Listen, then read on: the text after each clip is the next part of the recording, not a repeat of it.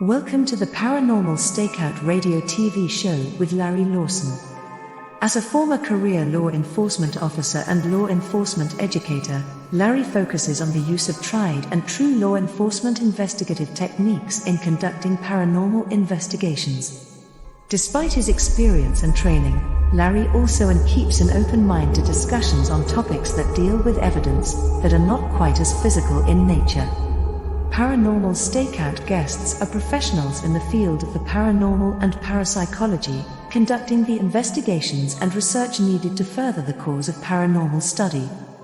Larry advocates an agenda of standardization of structure and training in the field of paranormal investigation and research for the purpose of one day being able to produce the evidence needed to convince a jury of the existence of the paranormal. Whether it is ghosts, UFOs, unsolved mysteries, hauntings or cryptids, no topic is beyond the investigative reach of Larry Lawson and the Paranormal Stakeout radio TV show team. Now, here is the host of the Paranormal Stakeout radio TV show, Larry Lawson.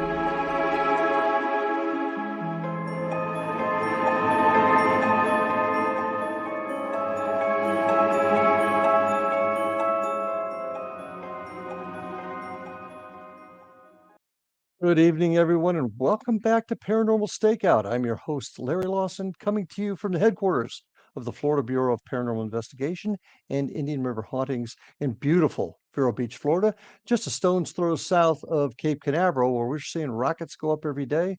Maybe that's why we get so many UFO reports from around here.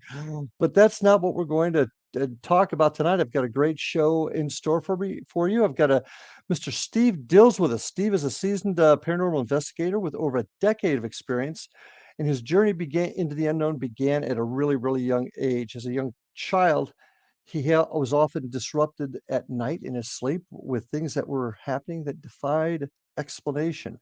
In about 2010, uh, Steve and some of his colleagues put together a team called Transcend Paranormal, which is an investigative team dedicated to exploring and understanding natural phenomenon. Now, in addition to that, they are also involved in a lot of historical restoration and events to help contribute to those historical buildings in their area. He's also, you'll see him on several TV shows on the YouTube. Ghost Finders and Eerie Encounters are a couple of them. But what really sets him apart is the scientific approach that he takes to his paranormal investigations. And folks, you know me, that's where I like to go. I'm a cop and I like things to be scientific in their methodology. But we're going to talk about that tonight because even my philosophy is changing a tad. But with that, I'd like to introduce Steve Dills to Paranormal Stakeout. Steve, welcome to the show. Hey, Larry, thank you for having me. Yeah, so how's everything up there in Virginia? It's going wet. We've had a bunch of rain, so it's very wet and soggy, but can't complain. We're getting into spring.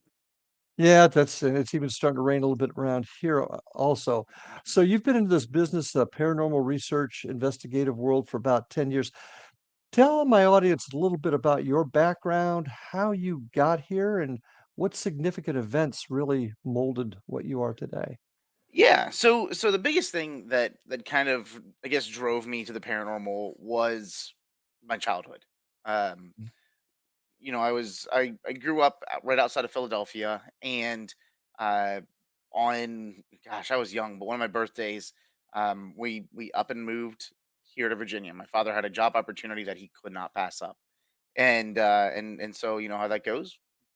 We all went, and so I remember being very depressed, anxious. Even as a child, I was like, all of my friends, my family, everything I know, my entire world is now going to be way over here, out of my reach. And this was a time when email was just coming about and everybody had their Mm. AOL email accounts. And so, I didn't really have a way to communicate with my friends like you do today, right? You can reach out and ping somebody half across the world. I Uh, didn't have any of that. And that kind of, I guess, put me into this spot where I felt very anxious, depressed, scared, right? And so we moved into this house, and we were there for only 2 years, as my mother likes to put it, 2 years too long. But almost instantaneously, activity starts occurring. Um, I'm waking up to my name being whispered in my ear, and that progresses to being yelled and screamed into my ear, which was very terrifying as a child. Having my bedroom and my closet doors open and closed on themselves, having objects move around, and it wasn't just my bedroom; it was the entire house. But for whatever reason, it seemed to want to stem or uh, kind of culminate in this portion of our house, my room, of course. Like, Mhm. where else should it be? And so, you know, that just kind of having all these experiences as a kid got me into the field. Because I was terrified. I was terrified to go home. I was terrified. I wanted to stay at school. Mhm. And that's like, your home is supposed to be your safe place, right? Your Yeah, your haven from the sanctuary. world. Yes. Sure. But when you're going home and you're seeing doppelgangers of family pets, having things moved around the house, or watching, shadows, or in one case, Mhm. this massive orb, which is very odd. And I'm not saying like on a camera, like all the dust that people So see, but you saw it with your eyes. yes, it was about the size of a basketball. Okay. Uh, Okay. uh, Float into the room. That I was like, I'm done. Like, that scared me. And Mhm. so these things, like, it just, I guess it just kind of ignited a flame, right? I was Yeah. It wasn't something I was aware of prior. All of these things started occurring to myself and to Didn't happen up in Philadelphia at all. nope, just this house. Okay. And so, One que Go ahead. oh, no, go ahead. Are you? Well, one question I gotta ask you, and I'm sure you've had this question, set to you a couple of times. You obviously experienced quite the trauma for a young I'm assuming what, you were 5, 6, 7 years old, right in that Yeah, I was area? young. Okay. The move that and that's traumatic, I totally get Mhm. that. Can you can you equate that emotional trauma as maybe something that triggered it or might be the foundation for what happened at all? Have you ever looked at that at all? That's actually why I say that, because Okay. I'm a firm believer that if you are going to go into a location to investigate, you shouldn't be feeling depressed or anxiety induced. If you're feeling these feelings, you should probably take a break. Okay. Because if you I feel like what you put into the field is what you get out. What you put into investigating is what you get out. And so when you Mhm. go in and you're feeling anxiety, depressed, you're feeling all of these negative emotions, you're gonna have some sort of experience that is more negatively inclined. Now, is that something that's happening out here in the world around us or right here? Not sure. I think it's a mix of both.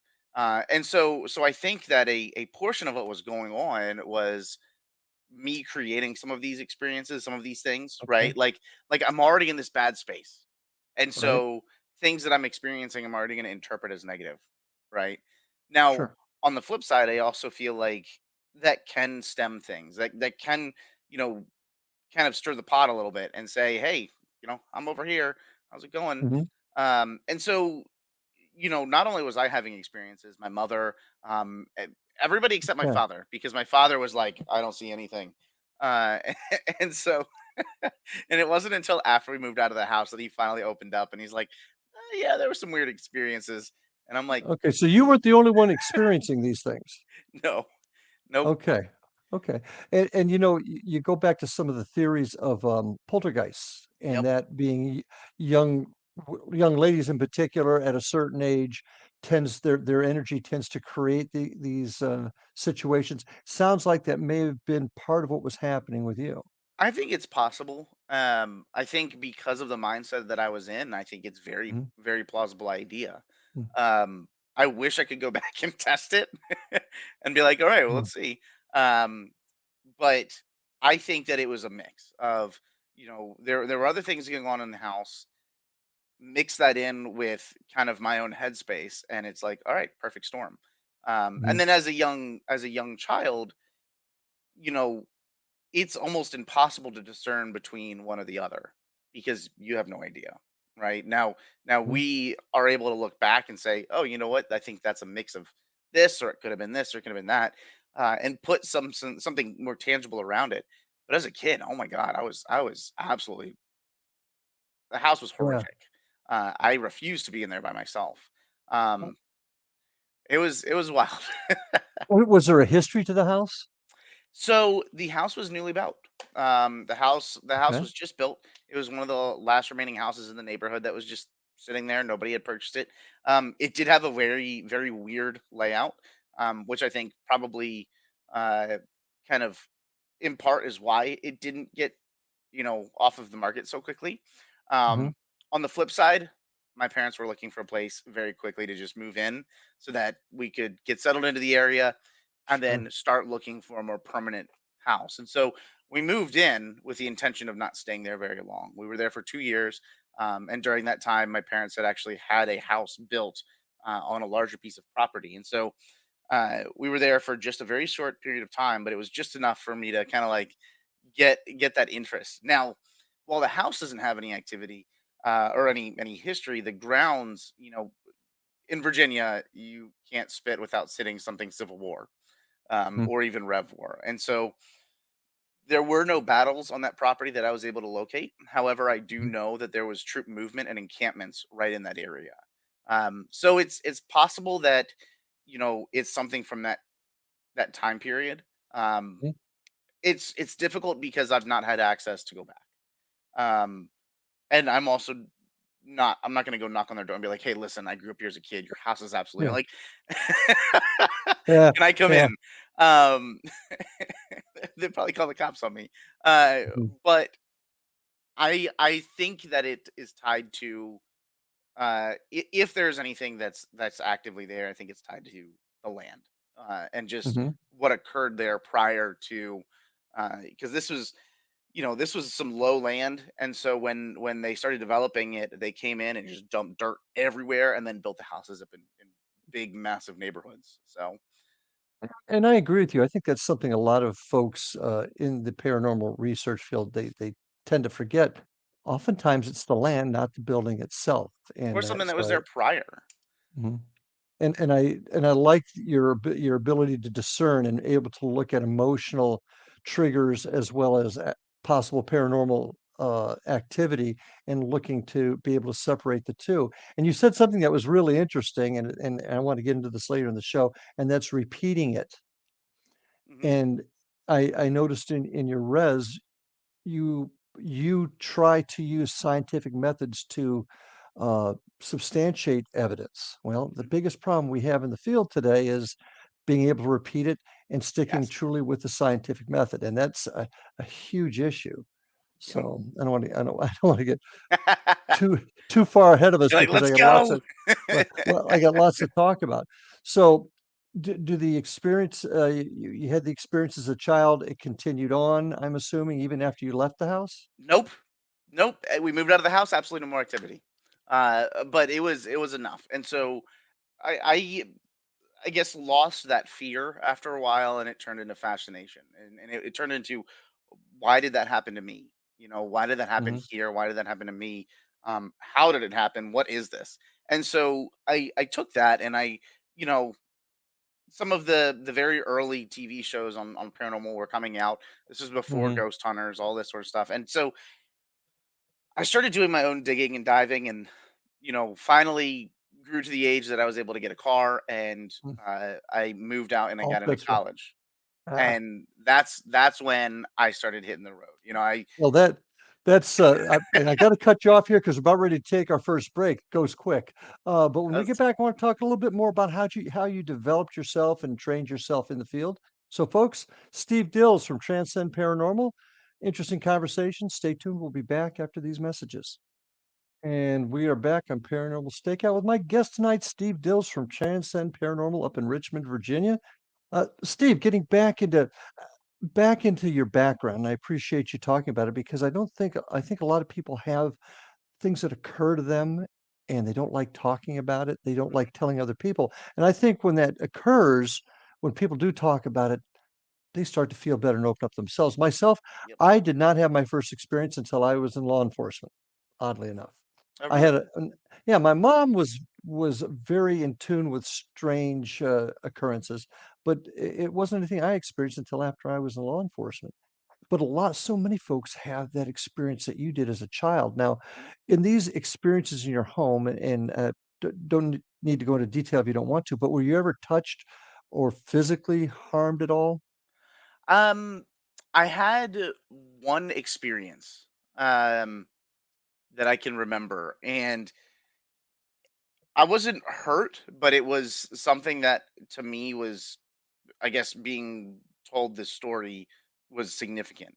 I was, sleeping in bed, and as parents do, they come in the morning to get you up and get you ready for school, and time to get up. Mhm. And I remember for I'm thinking like when my mother used to wake me up, she had this horrible song. So if you're watching, Mom, it was a great song. But uh, she'd open the door and turn on the lights. And this particular morning, instead of seeing me lying on the bed or in the bed, uh, there was a giant poster. It was one of those posters that you would enclose, put the plastic casing on it Okay. and everything, and that hung over my bed. And it was just some typical boy stuff. It had a baseball bat and I think a pair of rollerblades and a soccer ball, just like kid stuff. Mhm. And somehow at some point in the evening, it fell onto me, but not in such a way. And I was just in a single twin bed, nothing massive. So this would have been the perfect balancing act, right? But the way that it fell, it actually was face up when it landed on me. So somehow, and this was just on a single nail, somehow it lifted off of the nail. The wire came up enough, and then when it fell like if this is the front of the Right? picture, it fell like this, so that the top of the picture was on my head, and it was facing upwards, so that when she walked in, she saw the baseball bat and the all of the You weren't awake. nope, I was asleep. So somehow the nail was still in the wall, and this poster had made its way onto me Mhm. uh, without waking me up. Can one would presume that if it was you had something fall on you, you'd probably wake up. And And that was a very weird experience. was the nail still in the wall? Hmm. So, okay, okay. Yep. And so that was something that obviously I was asleep, so I wasn't aware of it. Uh, Mhm. but this is something like as I got older, my mother told me, she's like, this is really weird, but let me share this with you. And so she kind of dismissed it, didn't say anything to me that particular day because she didn't want me scared. I was already terrified of the house, but uh, she she kind of held it for a little bit and then finally shared it. And it was like just lined up with all the other weird experiences in that house. And ultimately, like I said, that kind of drove my why. um, Mhm. and I knew that I wanted to get into the field. I had to wait until I was in college, kind of on my own, where you know my parents didn't know that I was out until all hours of the night investigating. And granted, I wasn't drinking, so I guess that's something, right? Um, but I was able to take myself and go and start experiencing locations and investigating on my own. And that's when, you know, after doing this for a year or so and investigating with tons of random folks that I didn't know, Mhm. I finally realized like, if I'm going to do this seriously, I need to have a team of people that kind of have the same thoughts and ideas, and we'll have each other's backs and we can support each other, um, and do this in a way that we can use our experiences, right? Our scars to help other people. Because that's what I wanted to do. The ultimate goal was to help other folks and uh, make sure other people don't feel like their home is a place of fear. Um, and that's a big reason that I got into it.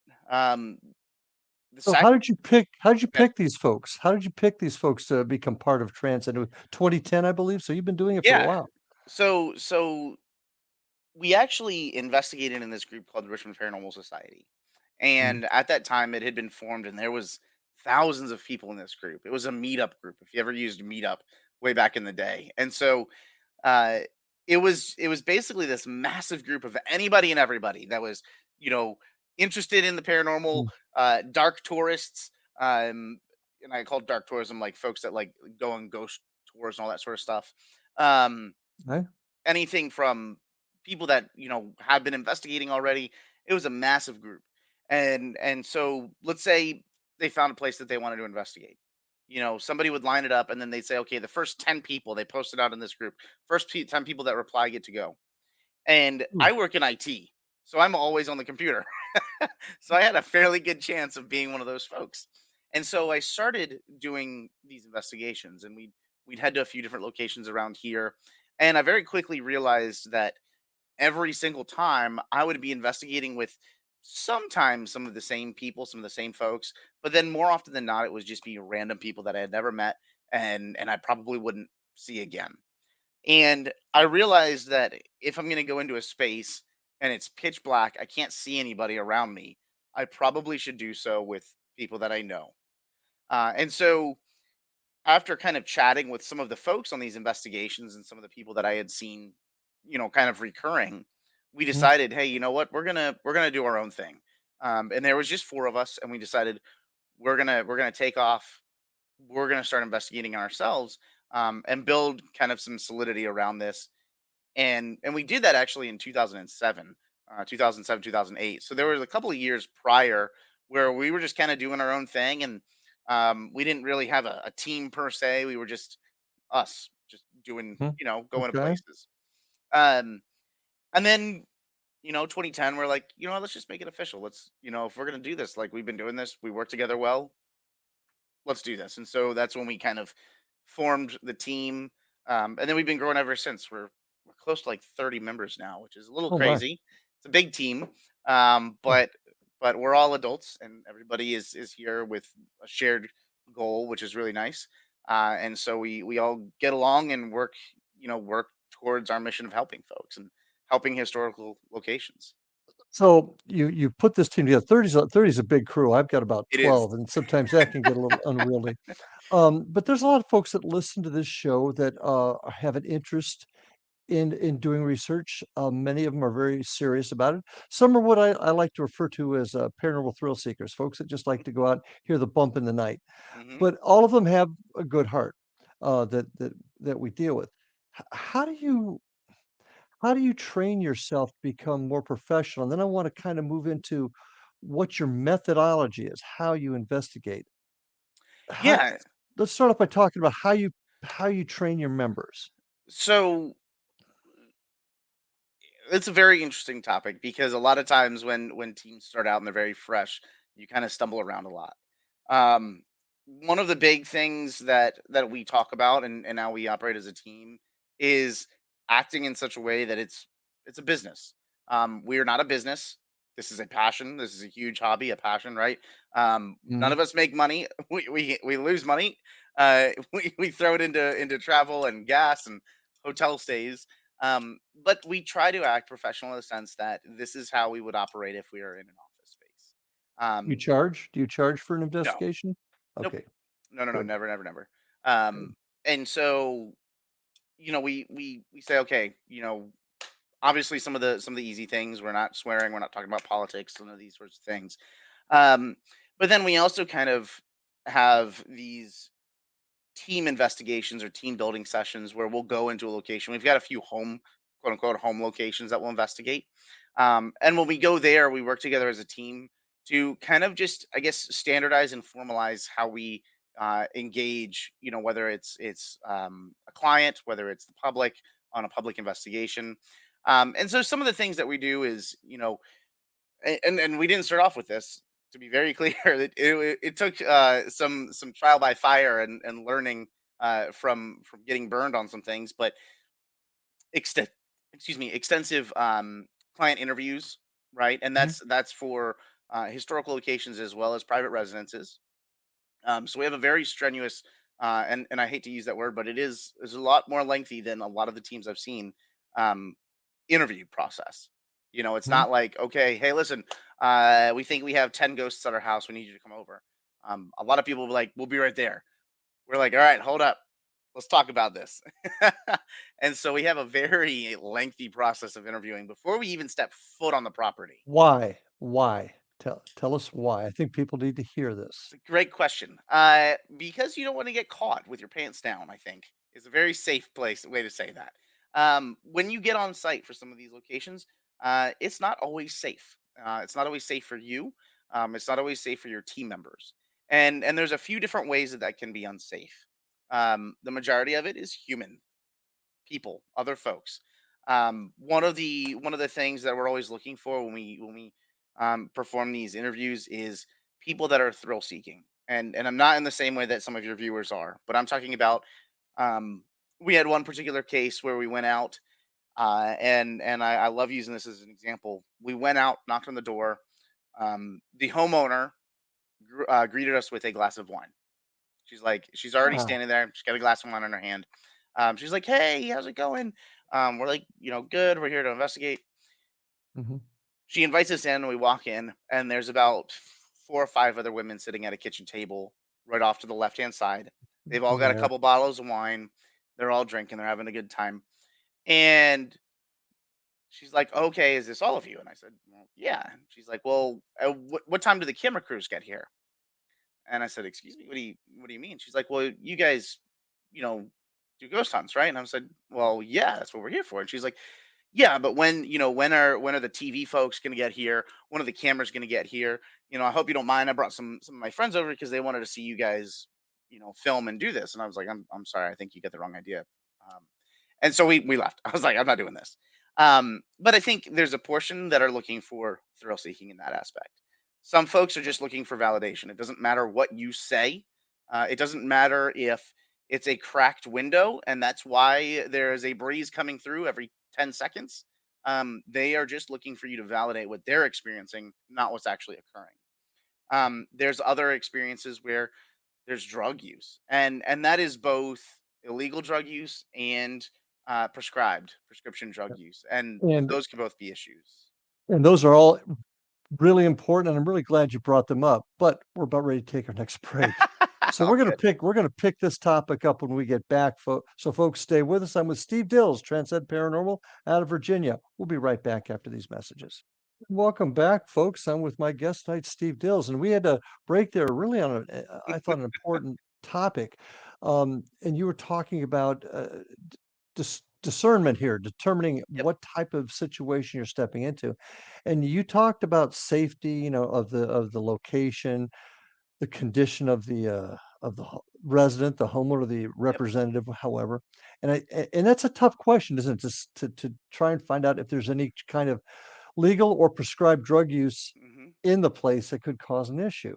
Yes. Have you ever had any problems discussing that with folks? Oh Yeah. yeah. We had another case where we went out and this couple, brought us into their home, and they're sharing all of these experiences that they're having, right? And that's Mhm. great. We're gonna get ready to investigate, and he's like, "Oh, by the way, we also have a lot of activity out in the woods out back." And so I said, "Well, why don't you walk us back there?" And he's like, "Yeah, sure." So we walk out back, and again, I'm not.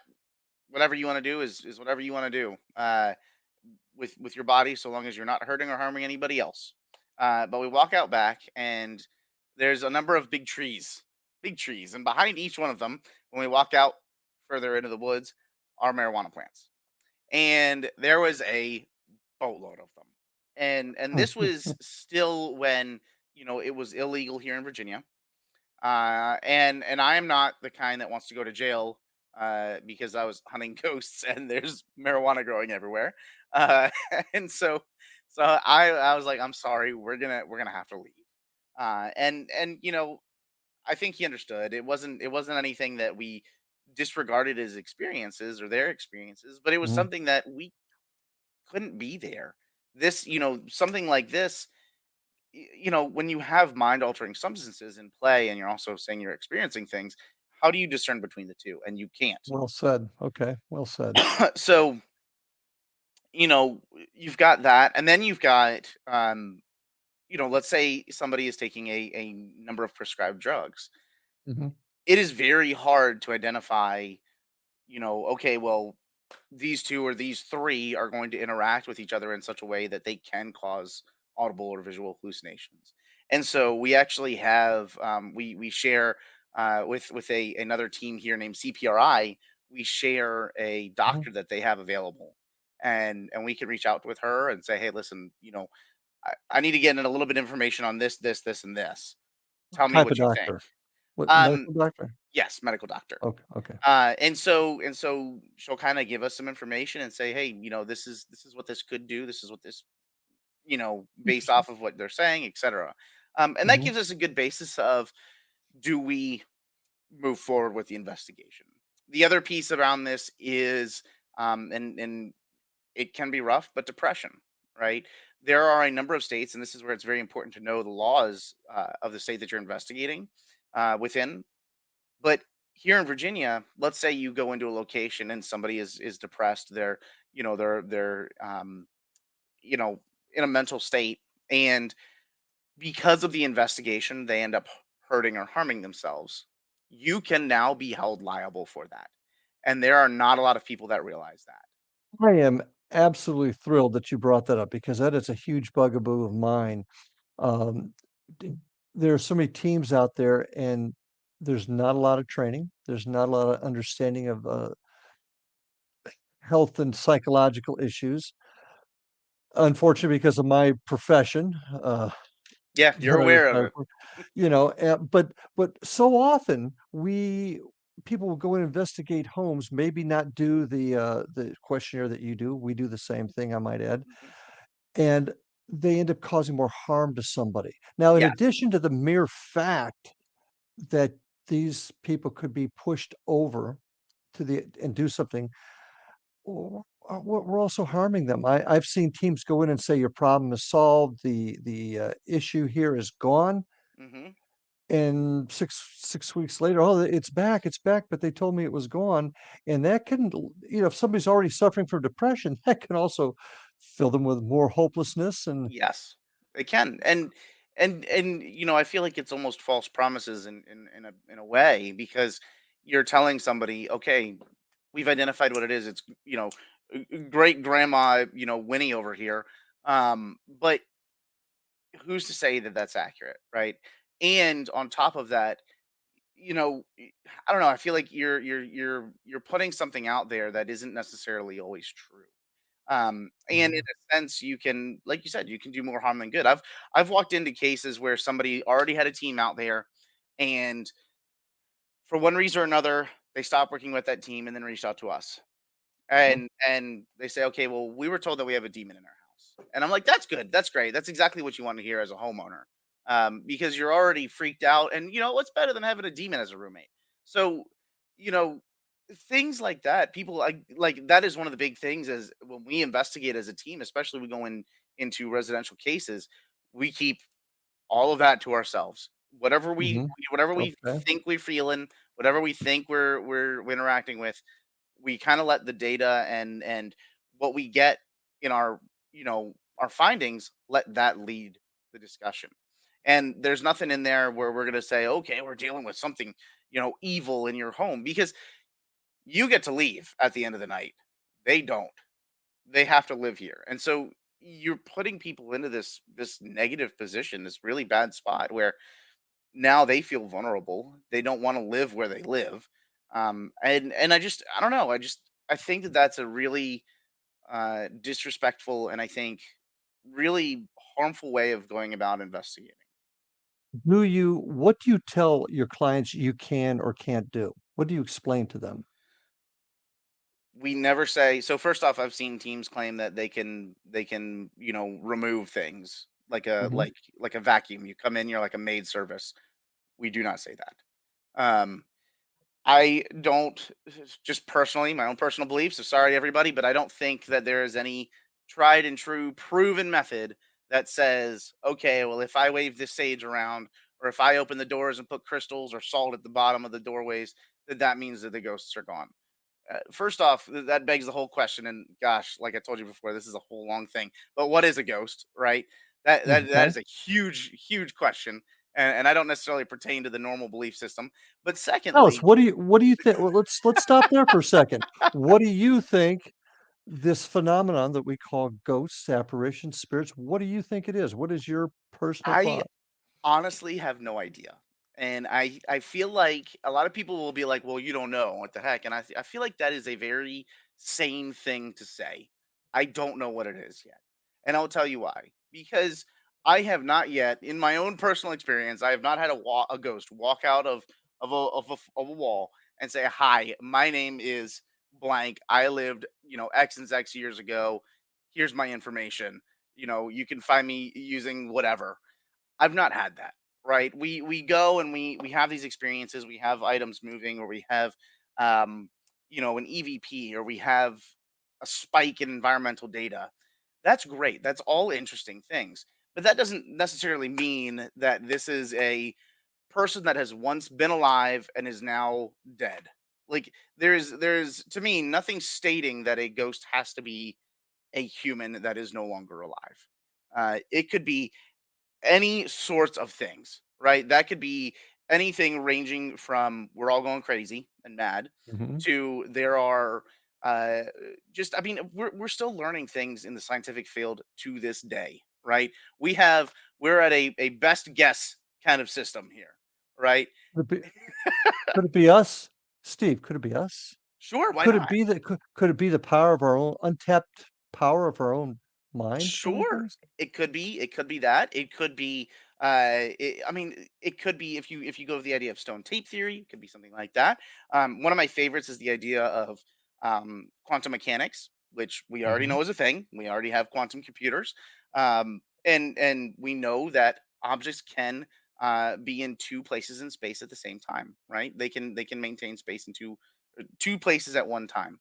Now, granted, that is on a very microscopic level, but that is just our understanding. We are still a very primitive species, right? We are uh, technology wielding monkeys, right? Our brains are not evolved yet, way past caveman days, because it takes hundreds of thousands of years to evolve. And so now we've got all this technology, but we are still driven. It's the same reason why people are afraid of the dark, right?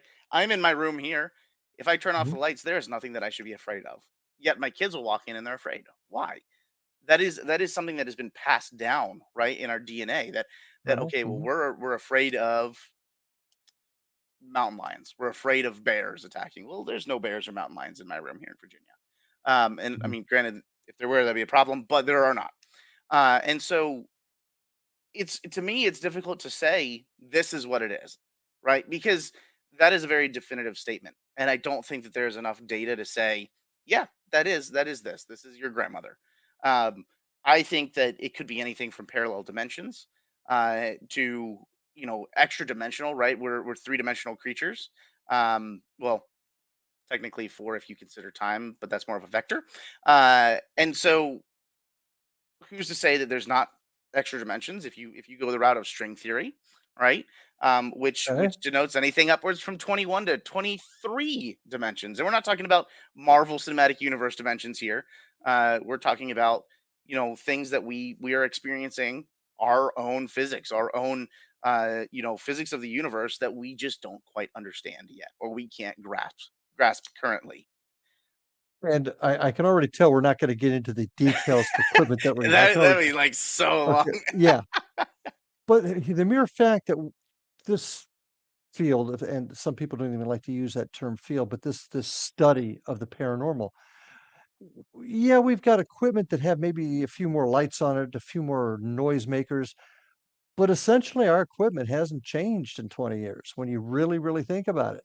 Mm-mm. And you were just discussing about our intellectual movement forward and the things that we're discovering. Is the equipment really going to be the answer, or is it going to be the return of a more natural view? Or I am I making sense? Do you see what I'm Yes. saying? I think the equipment, a lot of the equipment today, and not to bash anybody, um, 'cause I love everyone, but uh, I think a lot of the equipment today is the same thing as like text messaging. It's instant gratification, and so we see everything from EMF detectors that are unshielded, picking up everyone's cell phones as they get notifications on their phone. and they're going off, and now that's paranormal activity, to cat balls, and my team knows how much I love cat balls. I don't. That's sarcasm. Um, and them going off, and that signifying that, oh yes, a grown dead adult wants to play with a cat ball on the ground, and that is their desire, is to play and kick that thing around. On that thought, on the cat ball thought, it's time to take our last break. We're going to pick this up on the other side, though. So stay with us, folks. Very intriguing conversation, a little bit eye opening. Stay with us. We'll be right back. And we're back, folks, for our last segment here tonight. And before we do a little bit of housekeeping, I want to invite anybody that'd like to learn a little bit more about my organization. You can check us out at paranormalfbi.com or indianriverhauntings.com. And you can also get us on Facebook at Indian River Hauntings or Florida Bureau of Paranormal Investigation. We have a YouTube channel at Indian River Hauntings 2341 if you'd like to see some of the stuff that we've done. And you can also email me here at the X Zone. If you got questions, thoughts, or comments, you can get a hold of me at ghostguy@paranormalstakeout.org. And I would be remiss not to invite you to look at all the other great programming on the X Zone Radio and TV network. And you can check those out by going to xzbn.net to see all the great programming on the station. And Steve, if you can take a second to tell folks how they can find you if they have questions, thoughts, Yeah, or sure. some of your shows. So you can find me on Facebook, Steve Dills. You can also find me Transcend Paranormal, transcendparanormal.com. And we're on all of the social media as Transcend Paranormal. You can also find myself and my co-host Chris Vaughn. We have a little kind of a comedic approach to the paranormal called Eerie Encounters, and that's on Facebook as well as YouTube, Eerie Encounters. And then lastly, on kind of my serious approach to the paranormal, I am on the television show The Ghost Finders. You can find us on theghostfinders.com, as well as on Facebook, and you can find those episodes on the Spirit channel, on Roku devices, and on the internet now just recently, as well as on Paraflix. Excellent, excellent. And I want to get into that a little bit more in just a second, but I want to kind of wrap this discussion up about where we're going with equipment and where the future lies with that equipment. Are we ever going to get any better at it? I mean, when it comes to developing equipment, do you see us ever reaching a point where something developed by us actually works? I think so. Definitively. I think so. And the reason I say this is because I'm, like I said, I call it the blinky light things, and I'm not a huge fan of the blinky light stuff. I think from the instant gratification, sure, it's exciting. However, I think that if we were to turn our focus away from, what is going on immediately, and having the immediate response, and saying over a period of time, what are we experiencing, and using data loggers, I think that is where we're going to find some interesting data. I think that's where we're going to find some interesting details. Talk to me about data loggers. What do you mean by that? Yeah, so environmental data loggers. I own and I love the EDI. EDI Plus. Yeah, Um, that's my favorite piece of equipment, actually.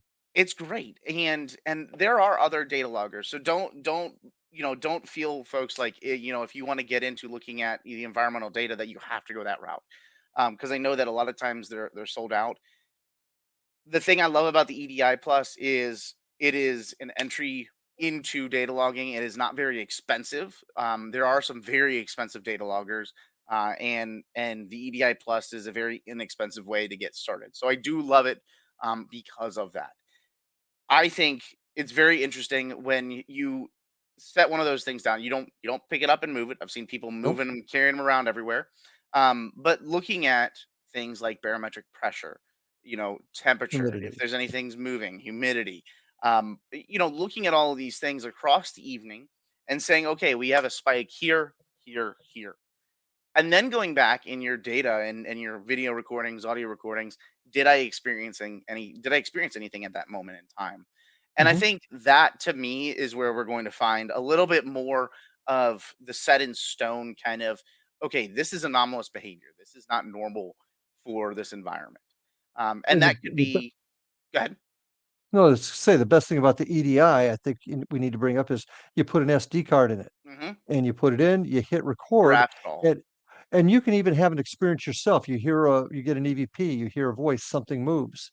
but then you can go back and look Mhm. at the data and see at that same time, maybe the temperature dropped, maybe there was a Yes, vibration, all exactly. correlating data.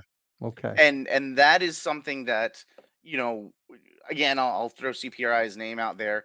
Um, Great folks, very, very scientific driven. And one of the interesting things that they have found, and then we've been finding following up on their research, is spikes in barometric pressure as well as spikes in ionizing radiation immediately during, prior, or immediately after some sort of preternatural activity, some sort of anomalous behavior in the environment. And that could be anything from hearing footsteps, an EVP, whatever, right? But we're Mhm, seeing spikes in something in the environment. And to mhm. me, that's wildly interesting. You know, I love history. I love taking things from a historical standpoint. You However, have to. seeing the data on this and saying, okay, well, we heard footsteps, and at the same time, we're seeing a spike in ionizing radiation. Mhm. That is wild. Like that is something. Now I have something tangible. I can pick this up, Exactly. hold it. I can look at it, and I can say, look, I got a data point that says this shouldn't happen. We shouldn't see, Mhm, you know, ionizing radiation of this magnitude on the second floor of a building where the base reading is 5. You know, mhm, you should not see that. And now here we are. And for 1 second, mhm, if you stood there, you probably could no longer have kids. But but the point still stands. And we've, to that effect of going back and going back and going back and trying these things, we've investigated some of these locations for well over 12 years, where we've mhm, set up the data, the equipment the same way to see, did we get false reports? Is this something that we can reproduce? Is this something that, what, the equipment was buggy that night or something? And it's mhm, interesting. I mean, there are nights where we'll get one or two spikes, nights where we'll get nothing. Um, mhm, but it's always interesting because it tends to be around when an experience, something anomalous is occurring in the environment. And to me, that's where I see progress can be made, is utilizing tried and true actual scientific mhm, approach. Now, that does not mean that, I'm a firm believer that there's more than one way to skin a cat. And I don't want to discredit or discount anybody. So if there are folks that are mediums or psychics, granted, there's a small subset of people that I feel like may be gifted in that. But I don't, I take everything with a grain of salt. And so, some of the interesting things that I'd love to see, and some of the things that we've discussed as a team is, okay, when you are, you know, going through that mediumship, when you're going through that and you're picking up information or whatnot, first off, not just taking that, oh yeah, it is little Jimmy. But can we find historical context on this? Does this make sense with the location? If not, what exactly is this that we're mhm, picking up? Is this just, you know, for lack of a better term, junk? But then, mhm, secondly, what's going on in the environment around them at that same time? Are we seeing spikes in something when they're doing, this, performing this reading, that they're getting this information?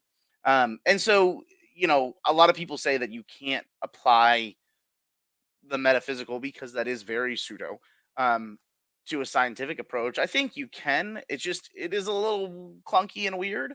But I do find it very interesting when you take the experiences that folks have had from that side of the field, take the science and the history, and look at them all across the board and say, okay, well, that's interesting because, we did have and I'm going to take this from the tavern, a Cleaver's Chisholm here. Somebody got the name Clive, and that's what he used to go by as his nickname. And we also saw a spike in, barometric pressure at the same time that they're starting to pick this stuff up. Um, to me, like, if I can look at that all across the board, it's interesting. So and I agree, and yes, it's tough to apply the scientific method to what we do, but I think by working together, we can find a way to do that, and that's where we have to go. So into this next question then, how do we police ourselves? How do we get to the point where we're all on the same page? We're all we that doesn't mean we have to have different philosophies, that yeah, doesn't mean we have to be all robots, but we've gotta have some sort of foundation. We've also gotta get rid of the frauds, the charlatans, the people that maybe that's even even aren't don't intend to hurt somebody, but they do Nope. because of how they handle themselves. How do we police ourselves, Steve Dills? That is a great question. That's the $1,000,000 question. I'm not sure. I wish I had an answer on how do we make sure that, and not like you said, not something that we're, everybody must do this. You must take off your shoes. You must turn left 3 times Right. before you enter the building. Um, but to the point that we standardize the data so that, and it's not necessarily the data, but how we collect that. Thank Um, you. and I think by to me, it's just sharing knowledge. I think I've seen tons of teams and tons of individuals where they'll have some sort of piece of information, right? And they'll be like, well, this is my piece of information. I'm gonna hold this over here away from everybody. And I'm not gonna tell anybody about this, but it could benefit everybody, but I don't care, it's mine. Um I think that is harmful. I think it's detrimental. And I think, it's the same thing as to me where you say, well, I'm valuable at my job because I'm the only one that knows how to do it because I haven't taught anybody else how to do it. That's not true, and you can be easily replaced. And I think that we need to get away from, set egos aside, set aside all of that stuff and that muck, and say, hey, listen, this is interesting. Everybody, take a look at this. Um, we also, as a whole, need to be open to discussion. There's a lot of people that will clam up immediately when you say, you know what, I think that that's actually dust, or I think that that's a spider very close to the lens. And I'm referring to like ring cameras. Uh, but there are people that just they want to believe, regardless of if it's true or not, regardless of if that is dust, right? Or Mm-hmm. that is mold or mildew or whatever. It does not matter. They will not listen to you because this is what they want to believe. This is what they need to believe. And we've got that on both sides, don't we? We've got some folks that even the slightest bump is Aunt Gertrude coming back to visit, and you can't Hmm. convince them otherwise. And you've got other folks, how I like to describe it, if Abe Lincoln came down, pulled out a chair, sat down, said, you described it earlier, sort of, Yep. my name's Abe, and this is where I'm at, and this is what happened to the other side, and here I am. Even if it happened to somebody right in front of them, they wouldn't believe it either. So we've got it on both sides, and we've got to come together because nobody can deny something's happening. Yes. And I think that's the thing is you look back generations after generations after generations after generations, hundreds of thousands of years, and you see that these experiences are shared, right? These Mhm. things are shared, and they're not shared in the sense that, you know, somebody had this experience over here and they wrote it down and sent it over here. No, these people are having experiences all across the world that are very similar in activity. And I think the sooner that we're more open to sharing information Mhm. and knowledge, and also, being honest and truthful with ourselves and questioning what are we experiencing? Are we Mhm. when we walk into locations, a lot of people don't realize that some of these older locations that we're walking into, as much as we love these historical locations, we are already building a pre bias. We're setting ourselves up to experience Yeah, something, we are. right? And and with that, my friend, that's a great unfortunately, we gotta come to an end, but it's a great way to end it. Come back This next is time. yeah, come back next time. It's been an interesting conversation. I wanna thank you very much for joining us tonight, Thank you. and folks, thank you for joining us. I wanna take 1 second to remind everybody of something. There's a lot going on in the world today, and we gotta keep all of this in perspective. Please help one another. Please be kind to one another. Hug your kids, love your family, because folks, that's where it's at. But keep all of this in perspective and understand the world that's going on around us is a tough place right now. So, with that, take care, have a great night, and we'll see you on the other side. Good night, all.